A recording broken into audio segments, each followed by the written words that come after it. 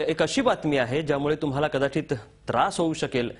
गणरायाचं आगमन झालेलं आहे। गणपती बाप्पाच्या भक्तीत सगळा देश तल्लीन झालाय। बाप्पाच्या दर्शनासाठी भाविक तासनतास रांगेत उभे राहत आहेत। मात्र हेच भाविक आपल्या देवाजवळ पोहोचल्यावर त्यांना नेमकी कशी वागणूक दिली जाते ते या दृश्यांमध्ये बघा। मुंबईतला प्रसिद्ध नवसाला पावणारा अशी ख्याती असणाऱ्या लालबागच्या राजाच्या दरबारातली ही दृश्य आहेत।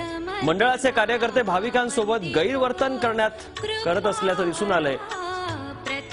बघा महिलांसोबत कशा पद्धतीने मंडळाचा कार्यकर्ता वागतोय। व्यवस्था ठेवताना त्यांना ना वयाचं भान राहिलेलं दिसतंय ना महिलांप्रती कुठली काळजी दिसती। तासनतास भाविक बाप्पाच्या दर्शनाला रांगेत उभे राहतात। मात्र प्रत्यक्षात दर्शनाची वेळ आल्यानंतर त्यांना अशा वागणुकीला सामोरं जावं लागतं। नवसाला पावणारा राजा अशी लालबागच्या राजाची ओळख आहे।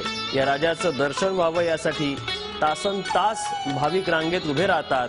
मात्र जेव्हा बाप्पाच्या चरणी माथा टेकवण्याची वेळ येते, जेव्हा दर्शन घेण्याची वेळ येते, तेव्हा मात्र त्यांना अशी धक्काबुक्की केली जाते।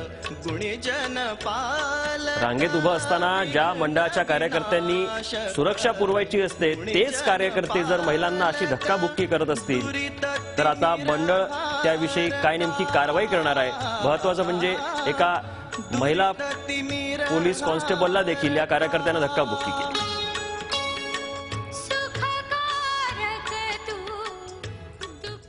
झी 24 तास एक पाऊल पुढे।